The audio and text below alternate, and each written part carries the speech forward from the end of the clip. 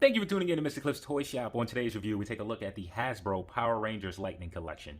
Today I'll be reviewing these figures in the following category: accessories, articulation, design. Are they essential to your collection, functionality, and price? Once those scores are totaled, I'll give you my opinion if these three figures are a pass or a purchase. So being that we are looking at the same exact figures from the neck down, maybe with the exception of the belt, I decided to do this review all at once. So for accessories, each figure comes packed with a nice assortment. What I really like is for those who may not have particular weapons, they still decided to give us additional accessories.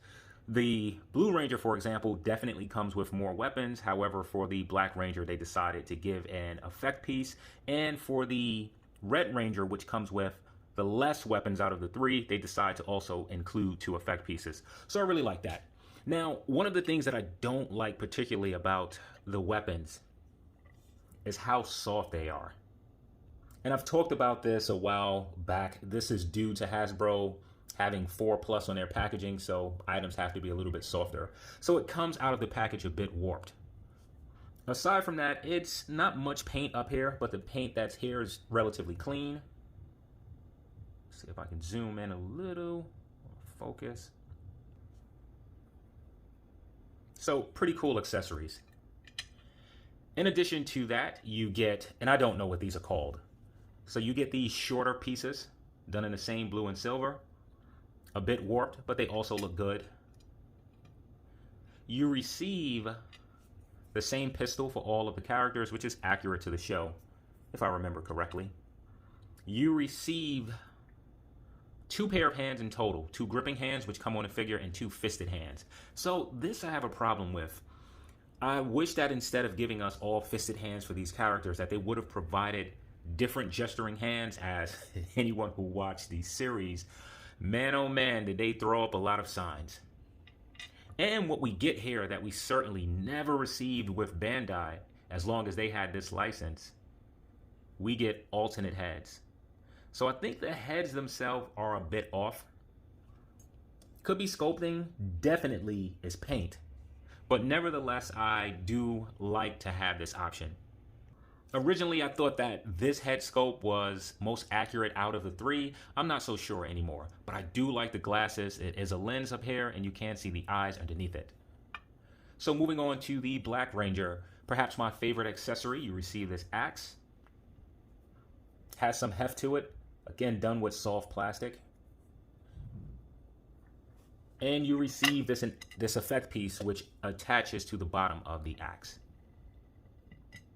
You receive this additional accessory, which I don't recall what this is. And I'm going to bypass the hands as they're the same for each of the figures and move on to the head. Yeah, this is this is a bit off here. Definitely a bit off. It certainly can use some paint. I'm sure that paint will make it look a lot better, but even in the sculpt department, it's off. So moving on to the Red Ranger, we receive a sword. And what I have to say for the accessories, the paint for the most part is clean, even in very small areas. You can kind of see the gold there. Come on and focus.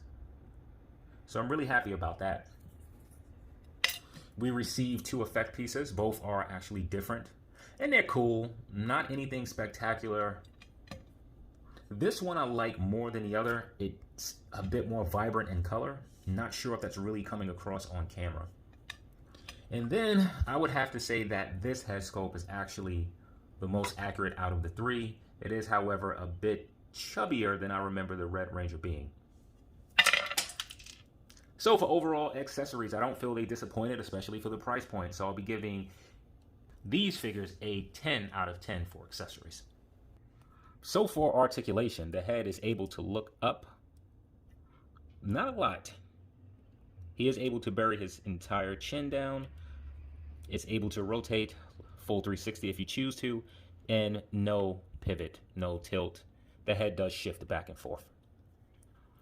For the arm, it's able to extend up about that much. You do have a butterfly joint. Ooh, it's tight. Bending in about that much forward.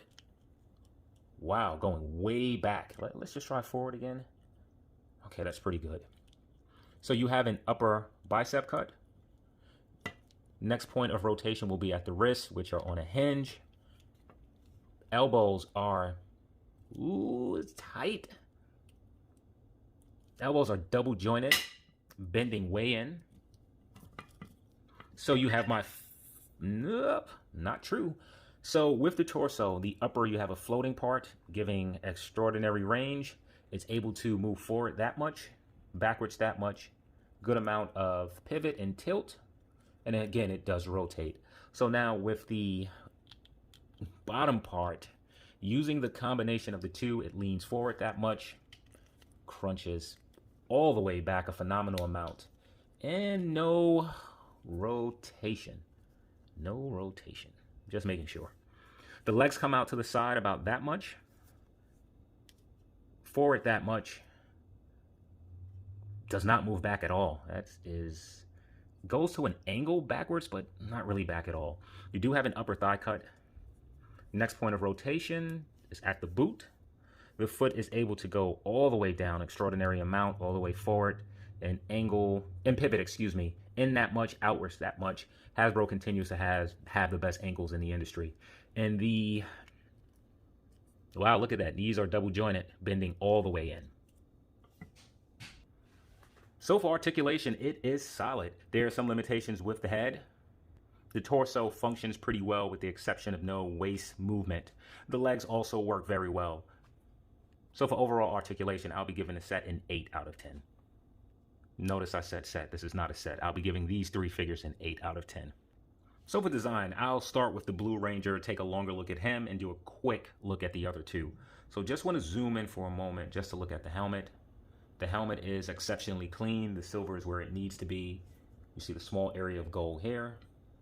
And then just the trim is just painted very well, as well as the mouth. When it comes to the neck, you can tell that it's blue and the white is painted over, though it doesn't look bad. Now, on each of the figures, there is a difference in white. The white on the chest is much brighter. Not sure if it's showing on camera, but here, it's more of an eggshell color. And the same can be said probably for the hands, or at least some areas on the wrist. Right here, there's some slight areas to where the blue is seeping through from the white. Not a big deal. And for the most part, what I can see here, all of the blue appears to be the same color. That is not the case on one of the other figures. Just to zoom in on the belt, I just want to see for a moment if you can make out that. Not sure if you can, but I think for such a small detail, it is done very well. Let's slide him to the side for a moment. Let's take a look. And the same holds true for what I said about the Blue Ranger as far as the helmet for the Red Ranger. The paint is where it needs to be. The silver is done good, transitioning into a black. No mixture of paint. This is also done very clean, as well as the silver. And with the helmets, they're done in a metallic color. So yeah, the helmets are definitely more shiny than the rest of the body, and I think that it should be. Now, with the Red Ranger, let's see if I can get the light on him. The reds on this guy is different. So the legs are one color. When it moves into the torso, this is a darker color. The arms are also the same color as the leg. With the head, it's throwing me off a bit. I'm not sure if it's more of this color or more of this color. I think it's more of the color of the torso. So there are definitely some differences in color with this particular figure. And just zooming in on that belt again. Clean. And coming to the Black Ranger. Just again, going to share the same sentiments. Helmet is done particularly clean. Areas of gold are done well. No paint seeping. They did a very good job with the helmets on these figures. Now with the Black Ranger, there are some areas to where the black are seeping through. If you take a look on the triangle in the center of his chest, you can see here. If you turn him to the side on his belt, you can also see areas of black here. Though I feel this belt is a separate piece, I'm not sure why that's showing. Again, it's not the biggest deal, but out of the three, I think this one has more, let's call them imperfections. I was really considering taking a point away from design because of the head sculpts. Ultimately, I chose not to. It is a cool accessory to have. I think most people will keep their Rangers with their helmets on, but man, I was close. So for design, I'm going to give the Rangers an 8 out of 10. So are these three figures essential to your collection? I know each of us may have our own favorite Ranger. And while we had a leader of the team and we had a Ranger more powerful than the others, I think it's really hard to classify the importance of each one. I think it's similar to looking at a basketball team. You're going to have your star player, you may have your veteran, you may have the team leader, the player with superb basketball IQ, and the player that does what's necessary to win. Also add in that each of these figures had their own mech. Would mech be the right word? Because individually they wouldn't have a Zord, as I think they formed into a Zord. So individually, they each had a piece to build a larger piece. So as far as being essential to your collection, I'm going to give all three of these figures a 10 out of 10. So for functionality, before I remove this head, I want to see if this one looks up further, and it absolutely does. That is a big difference, and I really wasn't expecting it to be that different. I'm curious if it's the same for the other characters. Yes, it is. Okay, that is interesting. So the head pops off easy enough, though it is tight. You may want to heat it up or give it a tug. Some people complain when their figures are tight. I prefer mine's tight than loose. I'll take that any day out of the week. So I wish that we would get more movement as far as looking up with the helmet. However, given that the other head is able to look up so far, I'm almost able to forgive this. Now, one certain area to where functionality is a challenge. The hands are not particularly soft. I'm going to tell you why this is an issue. So for the Blue Ranger, for example, it's all right. Whose weapon is pretty thin in certain areas, you're able to bend the fingers back and initially wedge the weapon through, which is not the easiest thing to do, but it's doable. For the Red Ranger, for example, the hilt of this weapon is much thicker than the opening of his hand. Now you can push this through, as I decided to do, and the plastic seems to form right back around pretty tight, as it's tight in the first place. Now with the Black Ranger, this grip is thicker than any of the other weapons. I have not managed to get this around his hand. I'm pretty sure if I boil some water to soften the hands, I'm able to do so. Without doing that, I'm having a hard time. This part is way too thick to force through, and the top is way too thick to force through as well. So that's an issue. Now, looking at the blaster, for example, you can see that it clearly fits in the holster. The blaster goes in a hand very easily as well. There's really no trigger for this weapon, so the way that the hand is formed, it works particularly well. In order to swap out the hands, just pull pretty tight. What I like is that the peg is attached. I wish all companies would do this. And you just push this in place, which is a bit tight. So I'm going to put this figure aside for a moment. I want to show the red. Oh, before we jump to the Red Ranger, I almost forgot something. So whereas the axe comes with this effect piece, which is a bit warped. You simply plug it in the bottom like so, and it stays attached. So now with the Red Ranger and his weapon, remember you receive two effect pieces.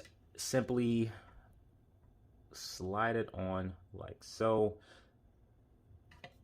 There you go for one look. Let's zoom out a little bit. And I'm pretty sure I can get this to look a little better. And here is the other look, I would think.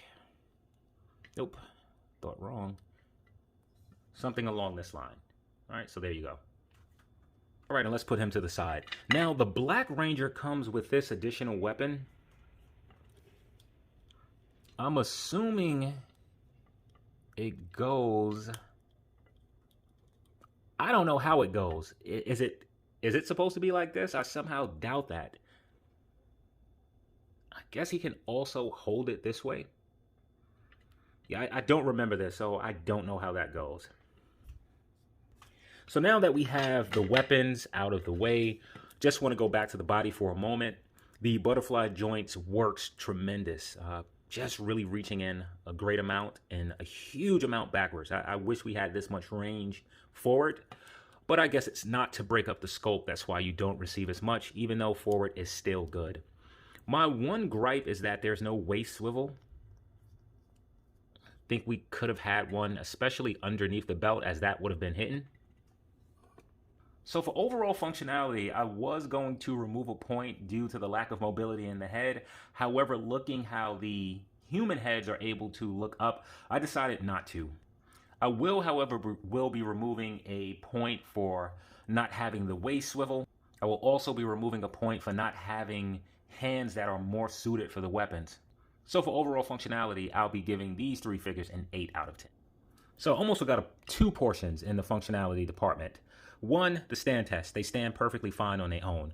Now, what I would say that I really missed for functionality, the wrist, instead of being on a ball peg, are on a hinge, so they don't go up and down. And for a character that holds a weapon, the hand needs to move up and down, not side to side. So I will be deducting a point for functionality.